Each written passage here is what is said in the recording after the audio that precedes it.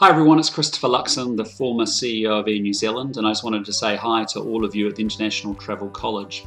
Firstly, to encourage you to stick with it in what is a very tough time, but also to acknowledge that it is indeed a very tough time for travel and tourism.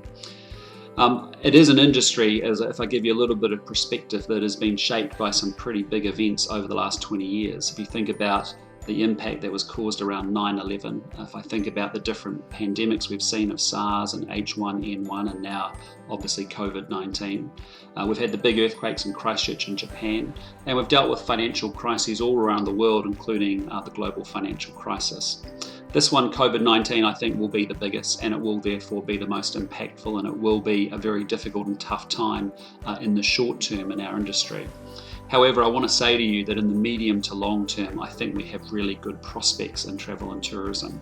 And the reason's very simple, that we live here with almost 5 million people on 2 rocks in the South Pacific Ocean, and out there in the big world is 7.8 billion people in 195 other countries. By the end of the century, that's supposed to be almost 10 billion people living in the world. And increasingly, the world has got wealthier. There has been almost 2 billion people brought into the middle classes around the world over the last 15 to 20 years. And so once people have their own needs met at home, they start to think about going off and exploring other places outside their own country. And of course, New Zealand appears at the very top of their bucket list. So it is going to be a tough short term, but I do think the medium to long term and the next 30-year trend looks really very positive for New Zealand travel and tourism. I started off in this industry working part-time as a porter concierge at the Park Royal Hotel for 4 years while I was studying at university. And it was a fantastic job because essentially I got paid to talk to people, to help organise their travel itineraries and to park and drive some very nice cars. But I would say the skills I gained in that 4-year period about really good face-to-face customer interactions and customer experience stood me in really good stead, and I drew on that experience a lot, even as CEO of Air New Zealand, as we set up a customer experience team and started to improve our customer enhancements and performance with customers.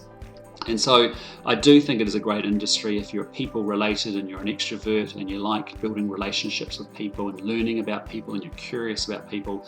It's a fantastic industry for that.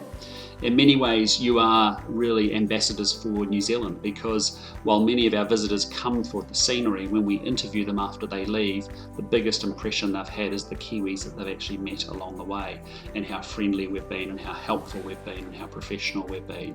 And so it's a fantastic industry in that regard. And I would say as a young person starting out that I think there's a really big opportunity to reshape our industry off the back of COVID to be a much more premium-led industry, meaning that we have higher value experiences, richer experiences that ultimately we can charge more for to foreign visitors, and as a result build bigger, better businesses, more profitable businesses, and that in turn leads to higher salaries and wages. And that's the opportunity. If I was a young person going out, starting off in the world again, that's the sort of thing that I'd go off and do. Anyway, I just wanted to say I do acknowledge, yes, it's going to be a very tough short-term period, but hopefully in my remarks you've got a sense that the long-term can be better and will be better. It will be different from what it was in the past, but there is still a great future in a career in travel and tourism. Anyway, all the best with your online studies. Please stay safe. Do ask for help if you need it, and look out for those around you and be patient with everyone. Take care.